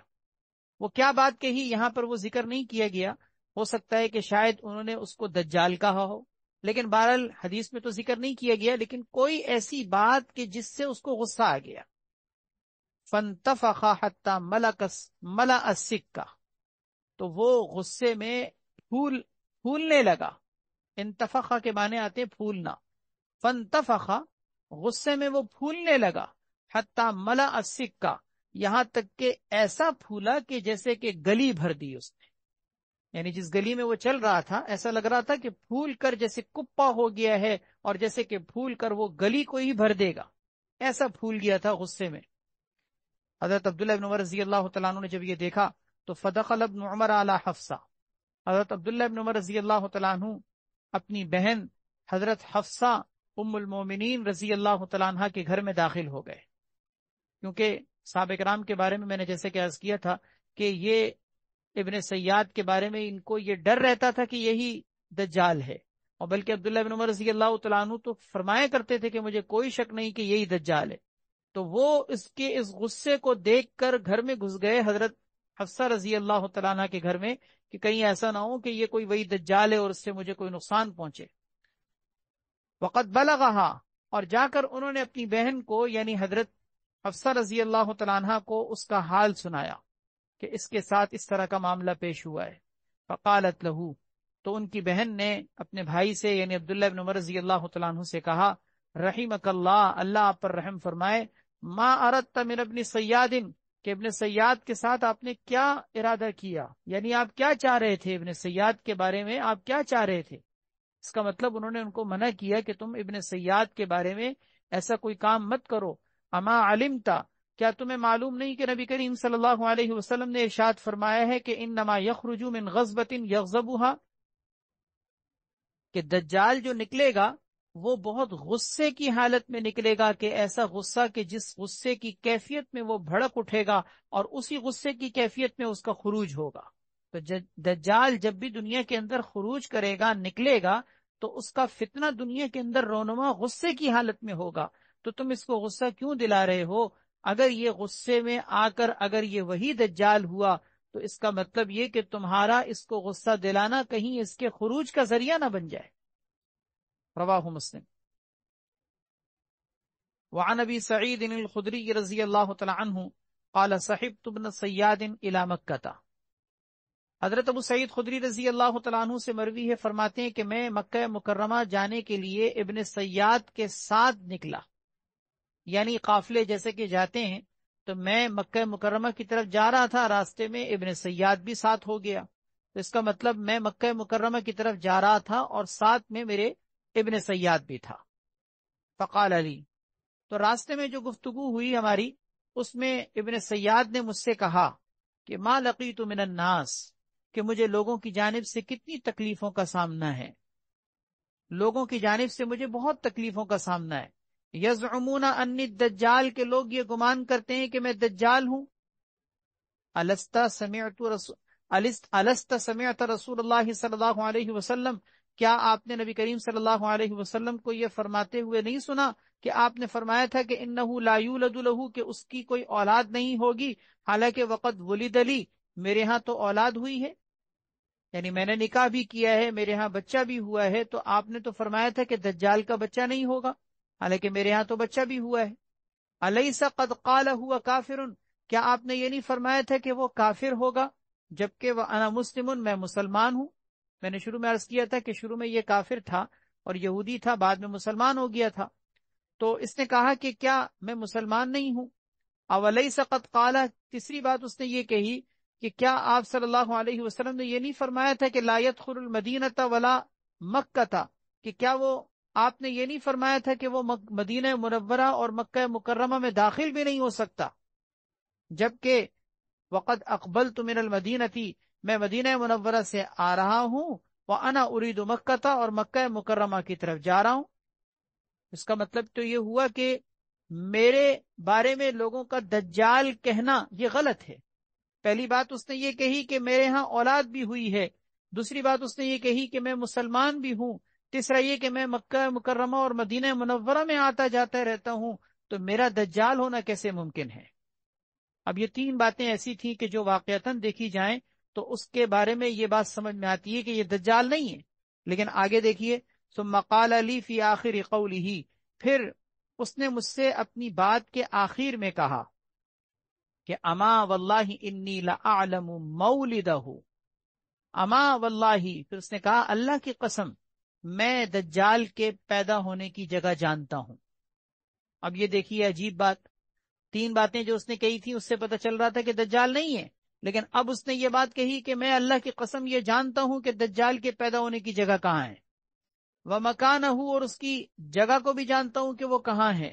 وَأَيْنَ هُوَ، اور وہ کہاں ہے. مکان اس کی جگہ کو کہتے ہیں، اینا ہوا کہ وہ کہاں ہے. اس کا مطلب یہ کہ میں اس کی جائے پیدائش کو بھی جانتا ہوں، وہ کس جگہ اس وقت موجود ہے اس کو بھی جانتا ہوں.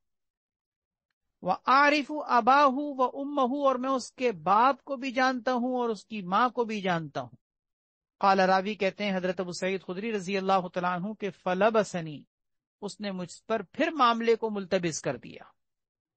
اس نے مجھ پر معاملے کو پھر ملتبس کر دیا کہ شروع میں تو میں مطمئن ہو رہا تھا کہ ہاں واقعی دجال نہیں ہے، لیکن آخری بات اس نے ایسی کہی کہ میں پھر پھنس گیا، پھر میں ملتبس ہو گیا، پھر مجھے شک پڑ گیا کہ یہ کہیں دجال نہ ہو. تو دیکھیں نا، یہی وہ چیز ہے جو میں شروع میں آپ سے عرض کر رہا تھا کہ اس کی عجیب چیز ہے کہ کچھ چیزیں ایسی پتہ چلتی ہیں کہ یہ دجال ہے اور کچھ چیزیں ایسی پتہ چلتی ہیں کہ یہ دجال نہیں۔ بہرحال پھر راوی کہتے ہیں کہ قلت لہو، میں نے اس سے کہا تبا لک سائر الیوم، کہ سارے دن تجھ پر ہلاکت اور بربادی رہے۔ تبا لک سائر الیوم، سائر الیوم کا مطلب لفظی اعتبار سے سارے دن، مراد اس سے محاورے میں یہ ہوتا ہے کہ ہمیشہ تجھ پر تباہی رہے، ہمیشہ تجھ پر بربادی رہے، کہ تو کیسی باتیں کرتا ہے۔ ابھی یہ کہہ رہا تھا کہ دجال نہیں ہوں اور میں نہیں ہو سکتا، پھر کہتا ہے کہ میں دجال کو جانتا ہوں، تو یہ کیسی عجیب بات ہے۔ حضرت ابو سعید الخدری رضی اللہ عنہ فرماتے ہیں کہ وقیل لہو ایسرک انک ذاک الرجل، کہ ایک دفعہ ابن سیاد سے یہ کہا گیا کہ کیا تمہیں یہ بات سن کر خوشی ہوگی، کیا تمہیں یہ بات پسند ہے کہ تم ہی وہ دجال شخص بن جاؤ؟ یعنی دجال اگر تمہیں بنانا چاہیں اور تمہارے سامنے یہ رکھنا چاہیں کہ تم دجال بننا چاہتے ہو، تو کیا تمہیں یہ سن کے خوشی ہوگی؟ تم کیا دجال بننا پسند کرو گے؟ قال فقال لو عرض علی ما کرہت، راوی کہتے ہیں کہ اس نے جواب میں یہ بات کہی تھی کہ لو عرض علی ما کرہت، کہ اگر دجالیت کا عہدہ، دجالیت کی ذمہ داری میرے سر پر رکھی جائے اور میرے سامنے پیش کی جائے تو ما کرہت، میں اس کو ناپسند نہیں کروں گا، یعنی خوشی خوشی قبول کر لوں گا۔ دیکھیے یہ بھی عجیب بات ہے کہ دجال سے تو ساری دنیا نفرت کرتی ہے، ہر مسلمان جو دجال کے بارے میں سنتا ہے اس کے دل میں اس کے بارے میں نفرت کے جذبات پیدا ہوتے ہیں، لیکن یہ ایک عجیب ایسا شخص تھا کہ کہہ رہا ہے خود ہی کہ میرے سامنے اگر دجال کی ذمہ داری رکھی گئی کہ تم دجال بننا چاہتے ہو تو میں اس کو پسند کروں۔ رواہ مسلم۔ حضرت عبداللہ بن عمر رضی اللہ تعالیٰ عنہ فرماتے ہیں کہ لقیتہ وقد نفرت عینہ، کہ ایک دفعہ میری ابن سیاد سے ملاقات ہوئی تو دیکھا کہ وقد نفرت عینہ، اس کی آنکھ سوجی ہوئی تھی، آنکھ جیسے سوج جاتی ہے، ورم آ جاتا ہے، اس کے اندر سویلن ہو جاتی ہے، اس طرح سے اس کی آنکھ سوجی ہوئی تھی۔ فقلت، میں نے پوچھا متا فعلت عینک ما ارا، کہ تمہاری یہ آنکھ اس طرح سے خراب کب ہوئی ہے جو میں دیکھ رہا ہوں؟ یعنی اس نے حضرت عبداللہ بن عمر رضی اللہ تعالیٰ عنہ نے اس کی آنکھ کے بارے میں پوچھا کہ تمہاری یہ آنکھ کب خراب ہوئی؟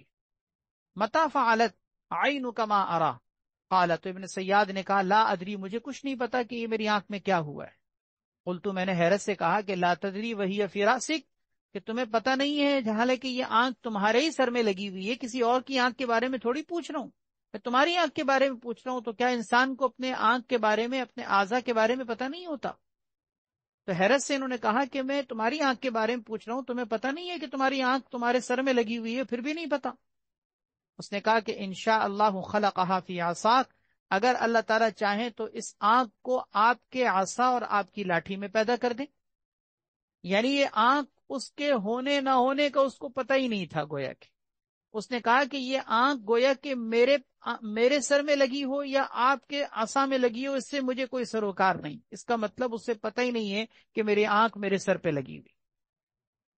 قال فنخر کاشد نخیر حمار سمعت، اس کے بعد وہ گدھے کی طرح سے ناک سے آواز نکالنے لگا، جیسے گدھا جب آواز نکالتا ہے تو آخر میں اس کی ایک آواز نتنوں سے نکلتی ہے نا، اس طرح سے اس کی ناک سے آواز نکلنے لگی، اور کاشد نخیر حمار سمعت، کہ سخت ترین گدھے کی ناک کی نکلنے والی آواز کی طرح میں نے وہ آواز سنی۔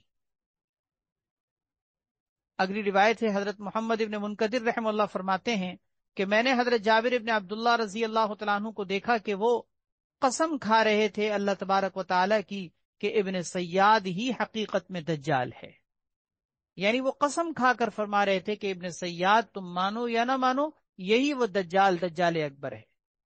قلت، میں نے کہا تحلف باللہ، کہ آپ یہ بات اللہ کی قسم کھا کر کہہ رہے ہیں، یعنی آپ کو اتنا یقین ہے؟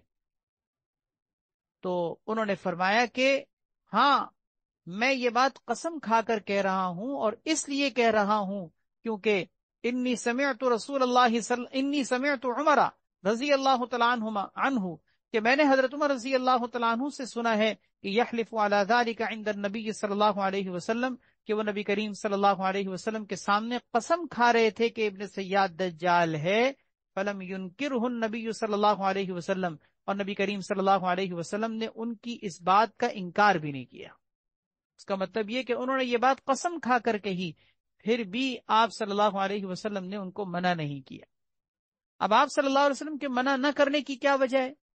حالانکہ یہ بات تو یقینی درجے میں نہیں تھی نا، لیکن پھر بھی آپ صلی اللہ علیہ وسلم نے منع اس لیے نہیں کیا کیونکہ وہی بات جیسے کہ میں نے بھی عرض کیا تھا کہ وحی کے ذریعے سے آپ کو یہ بات بتائی نہیں گئی تھی، لہذا آپ صلی اللہ علیہ وسلم کے سامنے خود بھی یہ چیز واضح طور پر نہیں تھی کہ یہ واقعی دجال ہے کہ نہیں، اس لیے آپ صلی اللہ علیہ وسلم نے ان کو قسم کھانے سے منع نہیں کیا۔ بعض حضرات نے اس کا جواب یہ بھی دیا ہے کہ حضرت عمر رضی اللہ تعالیٰ عنہ جو اس کو دجال کہہ رہے تھے، قسم کھا کر یہ بات اپنی جگہ اس لیے بھی درست تھی کہ اگر یہ دجال اکبر نہ ہو تب بھی دجال تو ہے، جیسے کہ میں نے عرض کیا تھا نا کہ دجال اگر نہ بھی ہو تب بھی یہ دجالوں میں سے تو ایک دجال ہے نا، لہذا حضرت عمر رضی اللہ تعالیٰ عنہ کا یہ قسم کھا کر کہنا بھی اپنا درست تھا۔ الفصل الثانی، حضرت نافع رحم اللہ فرماتے ہیں کہ کان ابن عمر رضی اللہ تعالیٰ عنہ یقول، حضرت عبداللہ ابن عمر رضی اللہ تعالیٰ عنہ فرمایا کرتے تھے، واللہ ما اشک ان المسیح الدجال ابن سیاد، اللہ کی قسم مجھے کوئی شک نہیں اس بات میں کہ مسیح دجال ابن سیاد ہے۔ رواہ ابو داؤد والبیہقی فی کتاب البعث والنشور۔ حضرت جابر رضی اللہ تعالیٰ عنہ فرماتے ہیں کہ قد فقدنا ابن سیاد یوم الحرہ، ابن سیاد اسی طرح مدینہ منورہ کے اندر رہتا رہا، صحابہ کرام اس کو دیکھتے رہے، اس کے بارے میں شک میں پڑے رہے، یہاں تک کہ پھر اس کا انجام کیا ہوا، یہ بات سمجھیے۔ اس کے انجام کے بارے میں دو قول ہیں، ایک قول یہ ہے کہ یہ مر گیا تھا اور مرنے کے بعد مسلمانوں نے اس کی نماز جنازہ پڑھا کر اس کو دفنا دیا تھا۔ اچھا، حضور اکرم صلی اللہ علیہ وسلم کے زمانے کی بات نہیں کی جا رہی، یہ بعد کی بات کی جا رہی ہے، یعنی صحابہ کرام کی اور خلافت راشدہ کے زمانے میں، کہ باقاعدہ اس کا انتقال ہوا تھا اور صحابہ کرام نے اس کی نماز جنازہ پڑھا کر اس کو دفن کر دیا تھا۔ یہ پہلا قول ہے، لیکن یہ راجح نہیں ہے۔ راجح قول یہ ہے جو اس حدیث کے اندر موجود ہے، ابو داؤد شریف کی روایت ہے۔ راجح قول یہ ہے کہ یہ شخص جو ابن سیاد تھا، حرہ کے واقعے کے پیش آنے کے دن اچانک سے منظر سے غائب ہو گیا، پتہ نہیں ہے کہ مر گیا، گم ہو گیا، چلا گیا، کہیں ہجرت کر کے دوسرے علاقے میں پہنچ گیا، کچھ پتہ نہیں، اچانک سے روپوش ہو گیا۔ اب یہ جو چیز ہے نا کہ اچانک سے غائب ہونا، یہ خود شک میں ڈالنے والی۔ آپ غور کریں اس پہ کہ اچانک سے اس طرح سے منظر سے غائب ہو جانا کہ کچھ نہیں پتا کہ کہاں گیا، مرا ہے یا زندہ ہے۔ مدینہ منورہ کے لوگوں نے اچانک سے حرہ کے دن اس شخص کو دیکھا کہ وہ بالکل گم ہو چکا تھا، یعنی اس کے بعد پھر نظر نہیں آیا۔ اس سے یہ بات لوگوں کے ذہن میں آتی ہے جو یہ کہنے والے ہیں کہ ابن سیاد ہی دجال ہے، وہ لوگ یہ کہتے ہیں کہ یہی وہ دجال تھا کہ جس کا کچھ زمانہ صحابہ کرام کے سامنے گزرا، جو اس کا ابتدائیہ تھا، بعد میں یہ پھر اسی فتنے کے ساتھ دنیا کے اندر رونما ہو۔ لیکن بہرحال یہ بھی میں نے عرض کر دیا ہے شروع میں کہ یہ راجح قول نہیں ہے، راجح قول یہی ہے کہ یہ دجالوں میں سے ایک دجال ہے، وہ دجال اکبر نہیں ہے، لیکن یہ بات ایک شک میں ڈالنے والی ہے۔ اب دیکھیے حدیث، حضرت جابر رضی اللہ تعالیٰ عنہ فرماتے ہیں کہ قد فقدنا ابن سیاد یوم الحرہ، ہم نے ابن سیاد کو گم کر دیا، یعنی ہماری نظروں سے وہ گم ہو گیا حرہ کے دن۔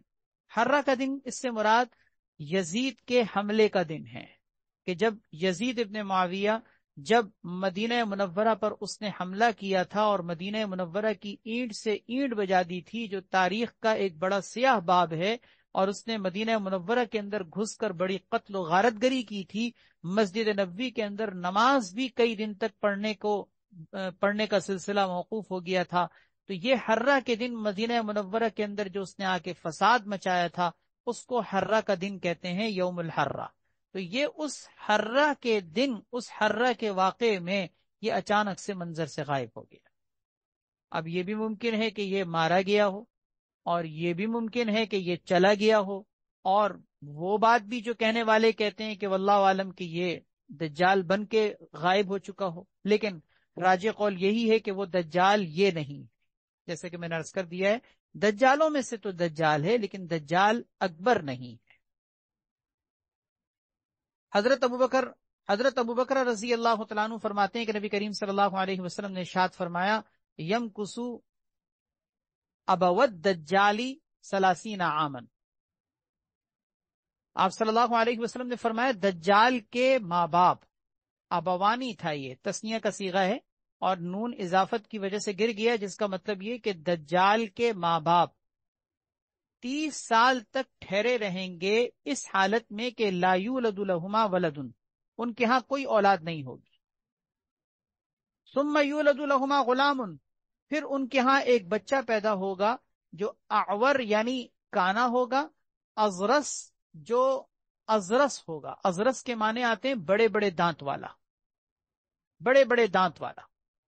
وَأَقَلُّهُ مَنْفَعَةً، اور وہ ایسا بچہ ہوگا کہ جو بہت زیادہ نفع پہنچانے کے اعتبار سے کم ہوگا، یعنی اس کا نفع لوگوں کو نہیں پہنچے گا، بہت کم نفع.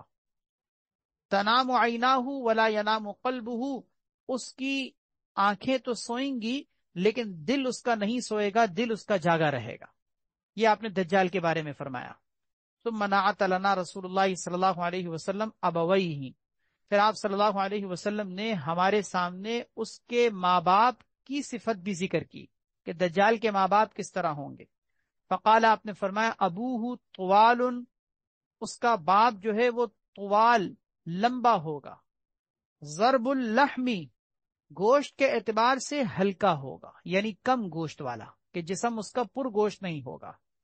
اور اس کے باپ کی ناک ایسی ہوگی کہ کأن انفہ منقار، کہ اس کے باپ کی ناک ایسی ہوگی جیسے کہ منقار. منقار کا مطلب ہوتا ہے جیسے کہ جانور کی چونچ ہوتی ہے، پرندے کی چونچ ہوتی ہے، اس طرح سے لمبی نکلی ہوئی. وَأُمُّهُ امرأۃ، اور اس کی ماں ایک ایسی عورت ہوگی، فرزاخیۃ طویلۃ الیدین، جو فرزاخیہ ہوگی. فرزاخیہ کا معنی بڑی اور موٹی، فرزاخیہ سمین کو کہا جاتا ہے، موٹی کو کہا جاتا ہے، کہ اس کی ماں جو ہے وہ ایک ایسی عورت ہوگی جو بہت زیادہ فرزاخیۃ موٹی ہوگی. دیکھیں ایک لفظ موٹی کے لیے سمینہ بھی آتا ہے، سمینہ سین کے ساتھ. سمین موٹے کو کہتے ہیں اور اسی کی مؤنث سمینہ ہے. لیکن فرزاخیۃ یہ کوئی چھوٹے درجے کے موٹے کو نہیں کہتے، بہت زیادہ موٹا ہو اس کو کہتے ہیں فرزاخیہ. تو اس کی ماں جو ہے وہ امرات فرزاخیۃ، ایک موٹی عورت ہوگی، طویلۃ الیدین، اس کے ہاتھ بھی لمبے لمبے ہوں گے. یہ آپ صلی اللہ علیہ وسلم نے دجال کے بارے میں بھی اور اس کے ماں باپ کے بارے میں بھی پورا صحابہ کرام کے سامنے نقشہ رکھا. فقال ابو بکر، حضرت ابو بکر رضی اللہ تعالیٰ عنہ جو اس حدیث کے راوی ہیں، وہ فرماتے ہیں کہ یہ باتیں جو آپ نے ذکر کی تھیں، بالکل اسی طرح کی باتیں مدینہ منورہ کے اندر ایک بچے کی ولادت میں پیش آ گئیں. اور وہی ابن سیاد کے بارے میں کس طرح فرمایا، فسمعنا بمولود فی الیہود بالمدینہ، کہ ہم نے یہود کے اندر مدینہ منورہ میں ایک بچے کی ولادت کا سنا کہ یہودیوں میں کوئی بچہ پیدا ہوا ہے. فذهبت انا والزبیر بن العوام، تو میں اور حضرت زبیر ابن عوام رضی اللہ تعالیٰ عنہ دیکھنے کے لیے گئے، یہاں تک کہ حتی دخلنا علی ابویہ، ہم اس کے ماں باپ کے پاس داخل ہوئے.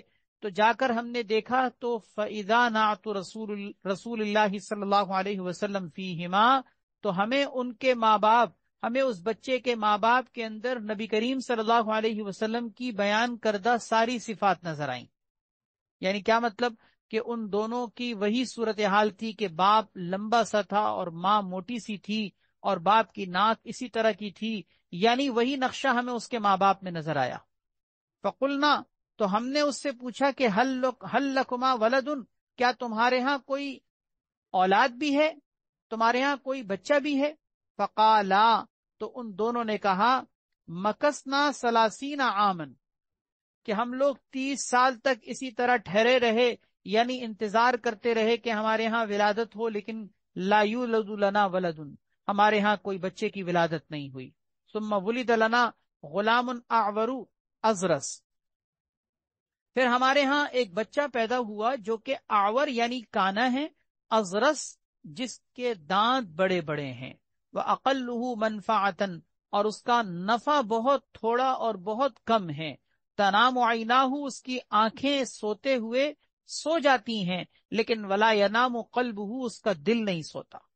یعنی وہی سارا نقشہ ہمیں حضور صلی اللہ علیہ وسلم نے جو بیان کیا تھا وہ ابن سیاد کے اندر اور اس کے والدین کے اندر نظر آیا. یعنی آپ روایت کے اندر غور کیجئے، وہ ساری چیزیں جو دجال کے بارے میں آپ نے ذکر کی تھیں وہی ساری اس ابن سیاد کے اندر پائی گئیں. فرماتے ہیں کہ فخرجنا من عندہما، ہم ان دونوں کے پاس سے یعنی اس کے والدین کے پاس سے نکلے. فَإِذَا هُوَ مُنْجَدِلٌ فِي الشَّمْسِ، تو دیکھا کہ وہ جو بچہ تھا یعنی ابن سیاد وہ سورج میں یعنی دھوپ میں پڑا ہوا تھا. فی قطیفۃ، ایک چادر اوڑھ کر. وَلَهُ ہَمْہَمَةٌ، اور اس کی ہلکی ہلکی آواز آ رہی تھی. ہمہمہ وہی زمزمہ کے معنی میں ہے، یعنی کچھ گنگنا رہا تھا، اکیلے بیٹھ کے کچھ گفتگو کر رہا تھا.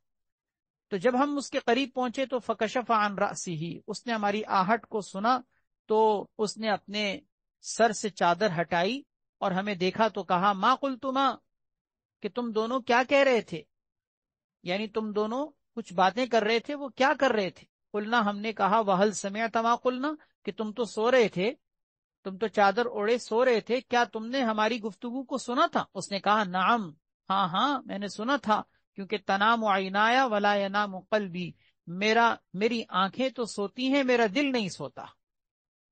میری آنکھیں تو سوتی ہیں لیکن میرا دل نہیں سوتا. اس کا مطلب یہ کہ وہ جو آپ نے نشانی بتائی تھی وہ نشانی بھی یہاں پوری ہوئی. تو والدین کے بارے میں دیکھا جائے تو بالکل اسی طرح کی نشانی پوری ہوئی. بچے کے اندر دیکھا جائے تب بھی نشانی پوری ہوئی. اس کیفیت کے اعتبار سے دیکھا جائے تب بھی نشانی پوری ہوئی. یہی وہ چیز ہے کہ جس کی بنیاد پر بعض صحابہ کرام قسم کھا کے فرمایا کرتے تھے کہ ابن سیاد دجال ہے. یہاں آخری جملے کے اندر یہ جو بات کہی گئی نا کہ میرا دل نہیں سوتا میری آنکھ سوتی ہے، اس کا مطلب سمجھ لیجئے کہ یہی صفت آپ نے سنا ہوگا کہ نبی کریم صلی اللہ علیہ وسلم کے سونے کی بھی تھی. آپ صلی اللہ علیہ وسلم سوتے تھے لیکن آپ کا دل نہیں سوتا تھا. آنکھیں تو سوتی تھیں، دل نہیں سوتا تھا. حضرات محدثین نے دونوں میں فرق یہ ذکر کیا ہے کہ نبی کریم صلی اللہ علیہ وسلم کا دل نہیں سوتا تھا اس لیے کہ آپ صلی اللہ علیہ وسلم کے قلب مبارک پر انوار و تجلیات برستے تھے اور افکار صالحہ آپ صلی اللہ علیہ وسلم کے دل پر آیا کرتے تھے. اس لیے سونے کی حالت میں بھی آپ کا دل نہیں سوتا تھا کیونکہ وہ انوار و تجلیات کو جذب کر رہا ہوتا. لیکن یہ جو ابن سیاد یا دجال کے بارے میں کہا گیا ہے کہ اس کا سوتے ہوئے آنکھ تو سوئے گی دل نہیں سوئے گا، اس کا مطلب یہ کہ اس کے اوپر شیطانی افکار کا ایسا ہجوم اور وساوس کا ایسا ہجوم ہوگا جس کو کہتے ہیں منتشر الخیالی، کہ خیالات اس کے ایسے منتشر اور وساوس اور افکار کا ایسا ہجوم ہوگا کہ آنکھیں سو بھی گئیں لیکن پھر بھی دل انسان کا جو ہے وہ جاگا ہوا ہے. جیسے انسان بہت زیادہ تھکا ہوا یا پریشان ہو تو آنکھیں سوتی ہیں لیکن انسان وہی خیالات اس کے ذہن میں بھٹک رہے ہوتے ہیں. اس کیفیت میں یہ بات ذکر کی جا رہی. وعن جابر رضی اللہ تعالیٰ عنہ، حضرت جابر رضی اللہ تعالیٰ عنہ سے مروی ہے کہ ان امرأۃ من الیہود بالمدینہ ولدت غلاما، کہ یہودیوں میں سے کسی عورت نے مدینہ منورہ کے اندر ایک ایسا بچہ جنا ممسوحۃ عینہ، جس کی آنکھیں بالکل ممسوح تھیں یعنی آنکھ مٹی ہوئی تھی، جس کو آنکھوں کا سپاٹ ہونا کہا جاتا ہے، بالکل پلین. ممسوحۃ عینہ، اس کی آنکھیں بالکل مٹی ہوئی تھیں. طالعۃ نابہ، اس کے دانت نکلے ہوئے تھے یعنی اس کے دانت بڑے بڑے تھے. فاشفق رسول اللہ صلی اللہ علیہ وسلم ان یکون الدجال، تو نبی کریم صلی اللہ علیہ وسلم ڈر گئے کہ کہیں یہی وہ دجال نہ ہو. فوجدہ تحت قطیفۃ، تو نبی کریم صلی اللہ علیہ وسلم اس کو دیکھنے کے لیے جب گئے تو آپ صلی اللہ علیہ وسلم نے اس کو پایا ایک چادر کے نیچے، یہمہم، کہ وہ اس چادر کے نیچے کچھ اوڑے گنگنا رہا تھا. فآذنتہ امہ، تو اس کی ماں نے اس کو بتا دیا کہ دیکھو حضور صلی اللہ علیہ وسلم آئے ہیں. فقالت یا عبداللہ ھذا ابو القاسم، اے عبداللہ یہ ابو القاسم آئے ہیں. دیکھیں یہاں پر یا عبداللہ اس نے کہا اور پیچھے حدیث میں گزرا ہے صافی، تو اس کا مطلب یہ کہ وہاں پر صافی کہہ کر اس نے پکارا اور یہاں پر عبداللہ کہہ کے پکارا. اسی لیے دو قول ذکر کیے گئے ہیں، ایک قول کے مطابق اس کا نام صافی تھا اور دوسرا قول یہ کہ وہ عبداللہ تھا. تو اس کی ماں نے اس کو پکارا اور کہا کہ اے عبداللہ ھذا ابو القاسم، یہ ابو القاسم صلی اللہ علیہ وسلم آئے ہیں. فخرج من القطیفۃ، تو وہ جو چادر کے اندر کچھ گنگنا رہا تھا اس نے چادر سے منہ نکالا. فقال رسول اللہ صلی اللہ علیہ وسلم ما لها قاتلها اللہ. آپ صلی اللہ علیہ وسلم نے ناگواری کے طور پر فرمایا کہ ما لها، اس کی ماں کو کیا ہوا تھا کہ اس نے بتا دیا. اللہ تعالیٰ اس کو ہلاک کرے کہ اس نے اپنی بچے کو بتا دیا. اگر یہ نہ بتاتی تو ہمیں کچھ نہ کچھ پتہ چل جاتا. لو ترکتہ، اگر یہ نہ بتاتی، اگر چھوڑ دیتی، لبینہ، تو یہ ابن سیاد کچھ ظاہر کر دیتا. وذکر مثل معنی حدیث ابن عمر، پھر اس کے بعد وہی حدیث کے ہم معنی الفاظ ہیں جو حضرت عبداللہ ابن عمر رضی اللہ تعالیٰ عنہ کی حدیث گزر چکی ہے. فقال، حضرت عمر ابن خطاب رضی اللہ تعالیٰ عنہ نے فرمایا کہ اذن لی یا رسول اللہ، کہ یا رسول اللہ آپ مجھے اجازت دیجئے، مجھے اجازت دیجئے کہ میں اس کو قتل کر دوں. فقال، آپ صلی اللہ علیہ وسلم نے فرمایا ان یکن ہوا، اگر یہ واقعی وہ دجال اکبر ہے، فلست صاحبہ، تو تم اس کام کے کرنے والے نہیں ہو، تم اس کو قتل کرنے والے نہیں ہو. انما صاحبہ عیسی ابن مریم، اس کام کے کرنے والے تو حضرت عیسیٰ ابن مریم علیہ السلام ہیں.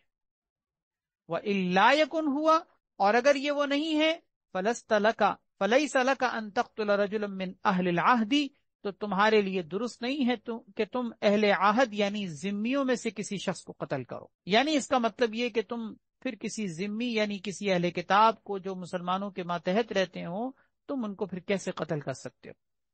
فلم یزل رسول اللہ صلی اللہ علیہ وسلم مشفقاً، بس مسلسل نبی کریم صلی اللہ علیہ وسلم اس کے بارے میں ڈرتے رہے کہ انہو هو الدجال، کہ یہی وہ دجال ہے.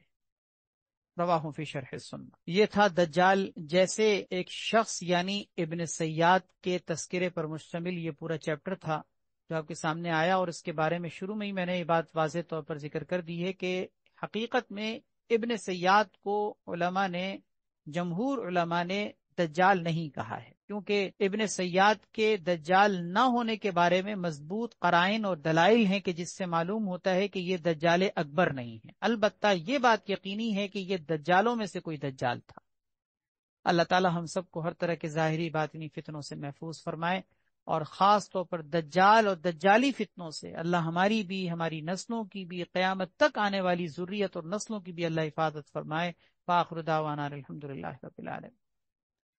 الحمد لله رب العالمين والعاقبة للمتقين والصلاة والسلام على سيدنا محمد وعلى آله وأصحابه أجمعين. رب اغفر وارحم وأنت خير الراحمين. اللهم عافنا في قدرتك وأدخلنا في رحمتك واقض أجلنا في طاعتك واختم لنا بخير أعمالنا واجعل ثوابه الجنة. اللهم فارج الهم كاشف الغم مجيب دعوة المضطرين رحمن الدنيا ورحيمها. أنت ترحمنا أنت ترحمنا أنت ترحمنا فارحمنا برحمة تغنينا بها عن رحمة من سواك. اللهم إنا نسألك من فضلك ورحمتك، اللهم إنا نسألك برحمتك التي وسعت كل شيء أن تغفر لنا وترحمنا، أن تغفر لنا وترحمنا. اللهم عافنا ولا تسلطنا أحدا من خلقك علينا بشيء لا طاقة لنا به. اللهم لا تسلط علينا من لا يرحمنا ولا يخافك. سبحان ربك رب العزة عما يصفون وسلام على المرسلين والحمد لله رب العالمين.